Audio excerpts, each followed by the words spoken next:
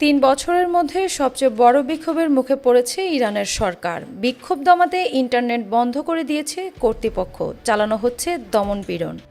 দেশটির রাজধানী তেহরানে চলমান সরকার বিরোধী আন্দোলনে এক রাতেই ২ শতাধিক বিক্ষোভকারী নিহত হয়েছে বলে দাবি করেছে যুক্তরাষ্ট্রভিত্তিক প্রভাবশালী সাময়িকী টাইম ম্যাগাজিন। গত বৃহস্পতিবার রাতে তেহরানে বিক্ষোভ চরম আকার ধারণ করে। এক পর্যায়ে পরিস্থিতি সহিংস হয়ে উঠলে আন্দোলনকারীদের ছত্রভঙ্গ করতে নিরাপত্তা বাহিনী ব্যাপক গুলি চালায়। এতে প্রাণ হারান বহু মানুষ। পরিচয় গোপন রাখার শর্তে তেহরানের একজন চিকিৎসক টাইম ম্যাগাজিনকে জানিয়েছে, রাজধানীর অন্তত ৬টি হাসপাতালে মোট ২০৬ জন বিক্ষোভকারীর মৃত্যু তথ্য নথিভুক্ত করা হয়েছে। নিহতদের অধিকাংশই গুলিবিদ্ধ ছিলেন বলে দাবি করা হয়েছে। এই মৃত্যুর তথ্য সত্য হলে এটি প্রমাণ করে যে সরকার বিক্ষোভ দমনের কঠোর ও সহিংস পদক্ষেপ নিয়েছে। এমন পরিস্থিতিতে যুক্তরাষ্ট্রের প্রেসিডেন্ট ডোনাল্ড ট্রাম্পের দেওয়া সতর্কবার্তাও কার্যত উপেক্ষিত হয়েছে বলে মনে করা হচ্ছে। ট্রাম্প এর আগে হুঁশিয়ারি দিয়েছিলেন, বিক্ষোভকারীদের হত্যার জন্য ইরান সরকারকে চড়া মূল্য দিতে হবে।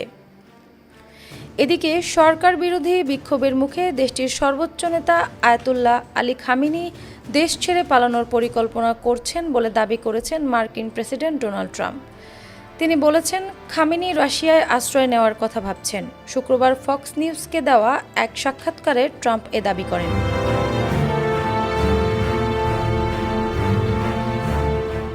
সামাজিক যোগাযোগ মাধ্যম এক্সে পোস্ট করা মেহের নিউজ এজেন্সির একটি ছবিতে দেখা গেছে বিক্ষোভকারীদের দেওয়া আগুনে জ্বলছে একটি মসজিদ।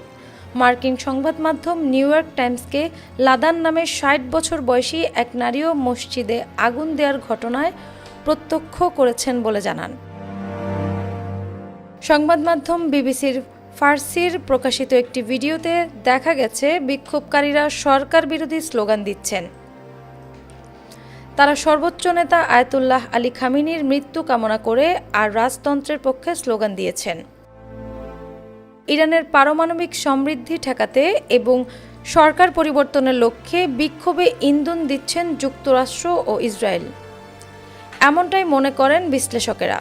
তারা বলছেন, ইরানের পাশে কেউ নেই। বিশেষজ্ঞদের মতে, ইরান পরাস্ত হলে মধ্যপ্রাচ্য ও উপসাগরীয় অঞ্চলের ভূ রাজনীতির দৃশ্যপট পাল্টে যাবে, হয়ে উঠবে অস্থিতিশীল।